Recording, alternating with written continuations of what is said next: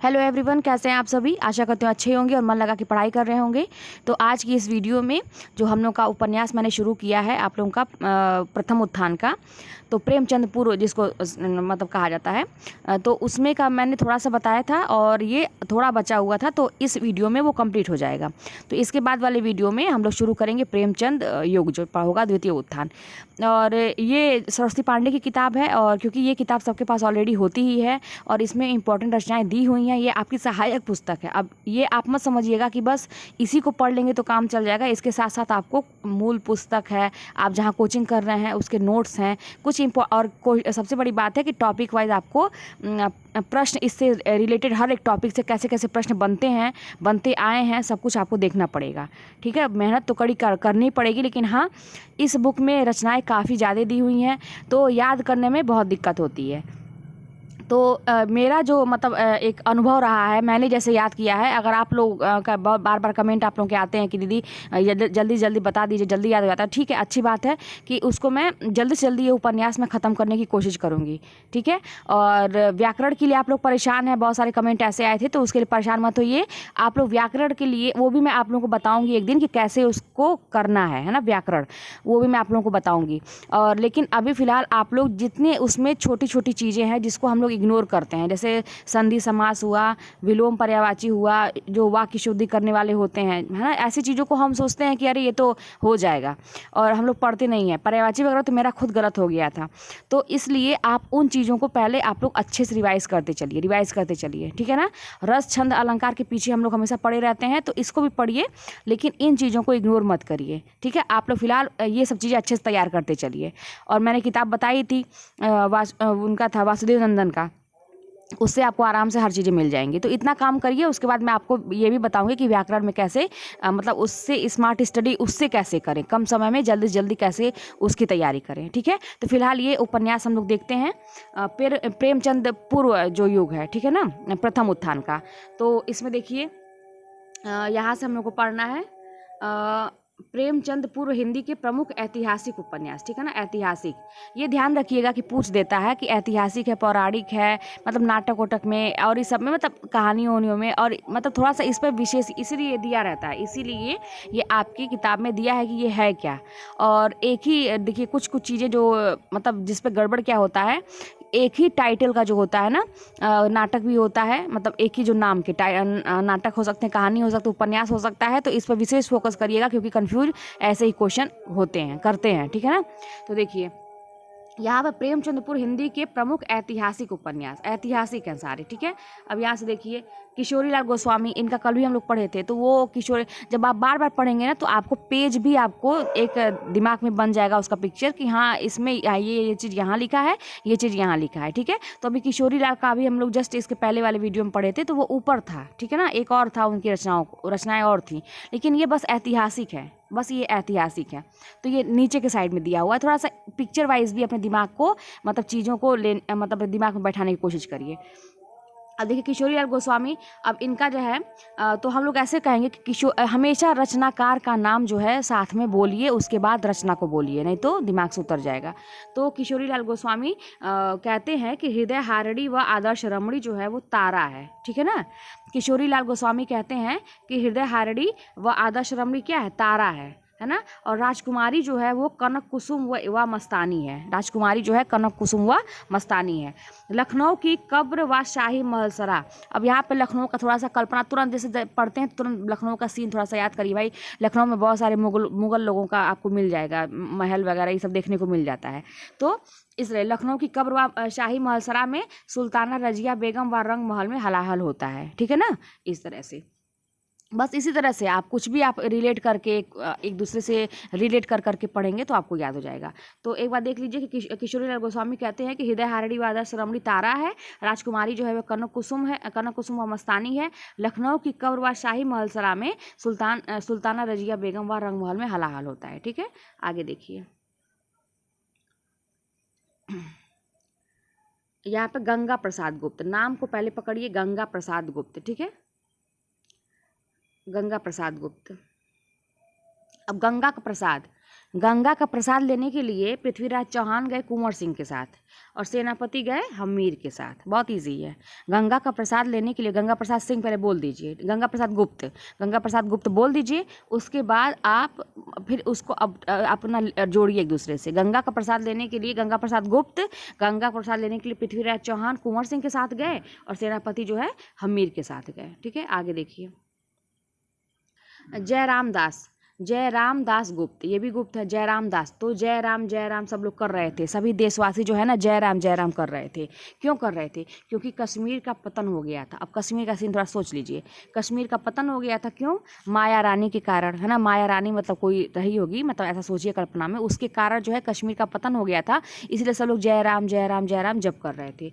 उसके बाद जो है नवाबी परिस्तान व वाजिद अली शाह जो है वो क्यों हो गया था, ऐसे नहीं बोलेंगे। देखिए, जयराम सभी लोग कर रहे थे क्योंकि कश्मीर का पतन हो गया था माया रानी के कारण, और इसलिए क्योंकि नवाबी परिस्तान व वाजिद अली शाह जो है वह ना कलावती के साथ कहीं चला गया था। या नवाबी परिस्तान व वाजिद अली शाह, बोलिए पूरा, लेकिन कल्पना करिए नवाब का कल्पना करिए कि मतलब वहाँ का जो नवाब था, ठीक है, वहाँ का जो नवाब था वह कलावती के साथ चला गया था, इसीलिए वहाँ पर कश्मीर का पतन हो गया था माया रानी के कारण। ठीक है ना, और सब लोग इसीलिए जयराम कर रहे थे। आगे देखिए, अब यहाँ पर वन लाइनर है, एक शब्द का है। तो राम नरेश त्रिपाठी वीरांगना। राम नरेश त्रिपाठी, भाई राम जो है नरेश थे ना, रामचंद्र जी नरेश थे, तो उनके साथ वीरांगना लोग रहती थी। अब देखिए मथुरा प्रसाद गुप्त, तो मथुरा में कौन कौन गया था? मथुरा में घूमने कौन कौन गया था भाई?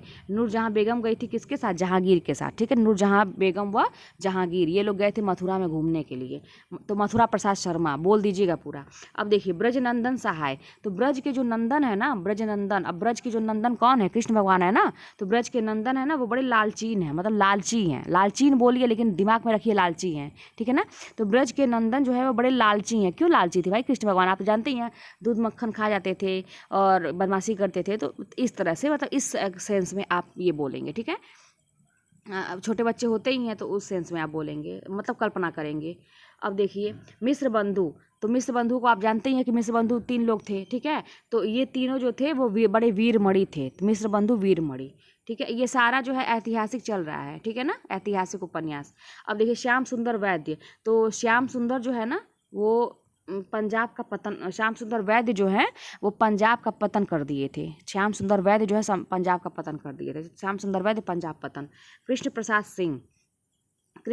सिंह, तो कृष्ण का प्रसाद जो है वो वीर चूड़ामणि है। क्या है? वीर चूड़ामणि। अब यहाँ पे देखिए ना, जो चूड़ामणि का सेंस है, यहाँ पे मैं क्या करती थी, चूड़ामणि। अब चूड़ामणि तो कुछ और ही चीज़ होता है। ठीक है ना, मतलब ऐसा एक आभूषण के तौर पे लेते हैं, लेकिन एक मैं चूड़ामणि, क्योंकि कृष्ण का प्रसाद मैं सोच रही हूँ ना, कृष्ण का प्रसाद, तो चूड़ामणि का सेंस मैं चूरमा से लेती थी। चूरमा आप जानते हो कि खाने वाली एक चीज़ होती है ना, तो चूरमा, तो कृष्ण का प्रसाद क्या है? चूरमा। सेंस आता था चूरमा का, लेकिन मैं बोलती क्या थी? वीर चूड़ामणि बोलती थी। तो इस तरह से आप लोग मेरा तरीका समझ रहे होंगे कि मैं कैसे दिमाग में चीज़ों को बैठाती थी। ठीक है, अब देखिए आगे देखिए।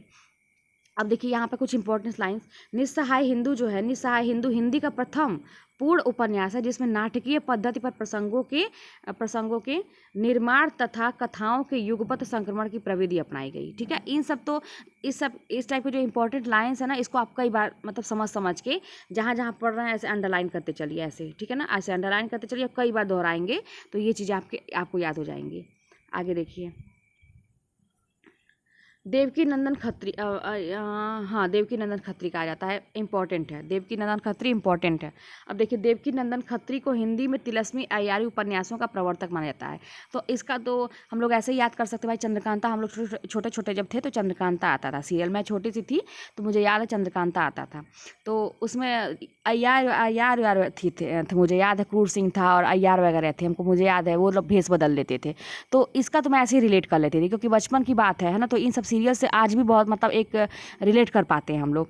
तो अय्यार वगैरह जो ऐसे थे, तो तिलस्मी अय्यारी उपन्यासों के मतलब प्रवर्तक माना जाता है, ऐसे मैं याद कर। और देवकी नंदन खत्री करके आता भी था जब वो शुरू होता था, चंद्रकांता का जो मतलब शुरुआत जो होती थी। तो अब देखते हैं इसका कैसे याद करेंगे।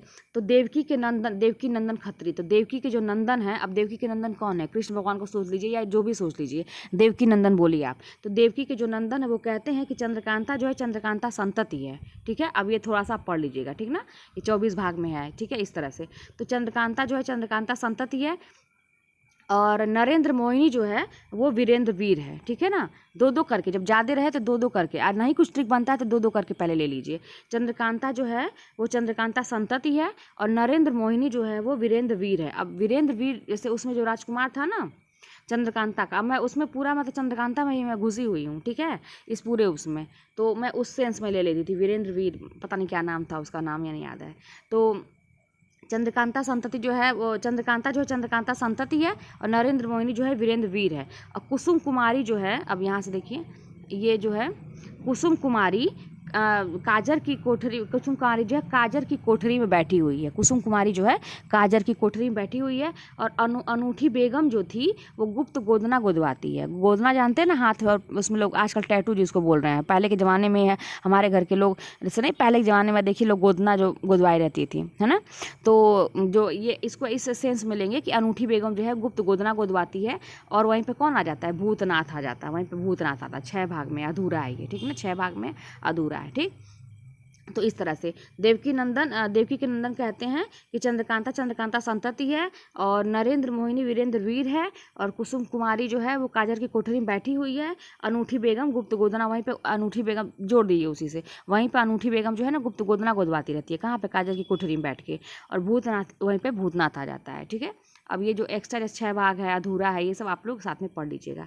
अब देखिए, देवकी नंदन खत्री के पुत्र दुर्गा प्रसाद खत्री, है ना, ने अपने पिताकृत भूतनाथ के शेष भाग को पूरे किए थे। इंपॉर्टेंट है, इसमें की सारी लाइन्स आपको इंपॉर्टेंट ही दिखेंगी। आगे देखिए, अब यहाँ पे गोपाल राम गहमरी आ गए। तो गोपाल राम गहमरी हिंदी में जासूसी उपन्यासों का प्रवर्तक माने जाते हैं, मतलब जासूसी वाला जैसे होता है। तो मैं तब भी मैं कल्पना कर ली थी अपने टाइम में, बहुत सारे जासूसी, पता नहीं हेलो इंस्पेक्टर था और पता नहीं क्या क्या आता था ना। तो एक कल्पना जैसे पहले आप जरूर कर लीजिए, इमेजिन कर लीजिए, उन सब चीज़ों से रिलेट कर लीजिए, आपके जीवन में जो घटनाएं घटी हैं रिलेट कर लीजिए, और फिर तब आप याद करेंगे, फटाक से याद हो जाएगा।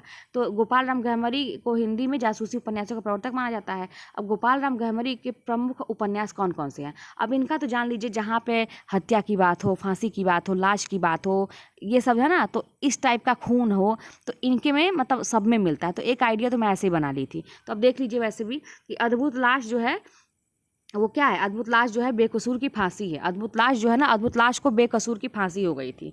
और जो सरकती लाश है वो कह रही है कि खूनी कौन है, ठीक है। एक अद्भुत लाश थी, उसको क्या हो गया था? फांसी, बेकसूर की फांसी हो गई थी। और एक सरकती लाश थी वहीं पर, वो कह रही है खूनी कौन है। तो और बेगुनाह का जो खून था वो जासूस की भूल थी, ठीक है, जो अद्भुत खून बन गई, ठीक है। बेगुनाह का जो खून था वो जासूस की भूल बन गई, जो अद्भुत खून है, ठीक है। तो इस तरह से मतलब ये तो एक तरीका भी है, लेकिन इनका यही जान लीजिए कि इनके में यही सारे वर्ड आपको मिलेंगे, कहीं भी दिखेगा तो। अब देखिए गोपाल राम, लेकिन कुछ एक दो है ऐसा भी कि जिसमें नहीं ऐसा शब्द मिलते हैं, ठीक है ना। गोपाल राम गहमरी को हिंदी का कानन डायल कहा जाता है, इंपॉर्टेंट है ये, कानन डायल इनको कहा जाता है, ठीक है। अब देखिए प्रेमचंद पूर्व हिंदी के अन्य महत्वपूर्ण औपन्यासिक रचनाएं, मतलब और महत्वपूर्ण जो है रचनाएं, उनको आप देख लीजिए और कौन कौन सी इंपॉर्टेंट है तो देख लीजिए। अब यहाँ पे मतलब एक एक लाइन का है। तो भुवनेश्वर मिश्र का घराव घाट है, बलवंत भूमियार है। तो भुवनेश्वर मिश्र का आप देख सकते हैं, जैसे भुवनेश्वर जगह का नाम है ना, भुवनेश्वर। तो भुवनेश्वर में एक घाट है, भाई साउथ का है भुवनेश्वर, है ना उधर। तो थोड़ा सा इमेजिन करेंगे कि वहीं पे समुद्र है, ये सब से ना, तो इस तरह का थोड़ा सा घाट टाइप का हम इमेजिन करेंगे। तो भुवनेश्वर में घराव घाट है, और वहीं पर बलवंत भूमियार रहता है, ठीक है, भुवनेश्वर मिश्र। अब देखिए राधा चरण गोस्वामी, तो राधा के चरण में, ठीक है, राधा के चरण में सौदामिनी है। राधा के चरण, भाई राधा के चरण में कौन रहता है? सौदामिनी आती है, सौदामिनी रहती है। सौदामिनी मतलब बिजली के सेंस में ले लेंगे। भाई राधा इतनी तेजस्विनी थी, राधा जो थी इतनी सुंदर थी, तेजस्विनी थी, मतलब उनको इतना तेज था उनके में कि उनके चरण में, राधा के चरण में सौदामिनी आती थी। सौदामिनी थी या सौदामिनी आती थी, जैसे भी आप बोल सकते हैं, ठीक है। अब आगे देखिए कुंवर हनुमंत सिंह। तो हनुमंत सिंह का हनुमंत पकड़ लीजिए, हनुमान को, है ना। तो चंद्रकला, कुंवर हनुमंत सिंह चंद्रकला, भाई हनुमान जी को बड़ी कलाएं आती थी, है ना, बड़ी कलाएं आती थी, तरह तरह के खेल दिखाते थे, अपना छोटा भेष बड़ा भेष कर लेते थे। तो कुंवर हनुमंत सिंह चंद्रकला। आगे जैनेंद्र किशोर गुलेनार, जैनेन्द्र, अब इसको कैसे मैं पकड़ती थी, जैनेन्द्र में देखिए एक ही मात्रा लगी है ना, नौ पे एक ही मात्रा है, गुलेनार में एक ही मात्रा है, तो इस तरह से मैं पकड़ ले, जैनेन्द्र गुलेनार, ठीक है, जैनेन्द्र किशोर गुलेनार। आगे गंगा प्रसाद गुप्त, तो गंगा का प्रसाद लेने के लिए कौन गया था, लक्ष्मी देवी गई थी, ठीक है। अवध नारायण विमाता, अब अवध नारायण अवध में कौन थी भाई, विमाता थी। अब अवध के सेंस में कैकेयी को ले सकते हैं, विमाता के अविमाता के रूप में, मतलब उसका सेंस हमेशा ले सकते हैं, ठीक है, जो भी इसका मतलब होता है तो उससे नहीं संबंधित है, बस आप कल्पना एक करिए, ठीक है, कि अवध में अवध नारायण मीन्स अवध नारायण तो विमाता, कि मतलब कैकेयी का थोड़ा सा सोच लेंगे, है ना, एक बार तो याद हो जाएगा।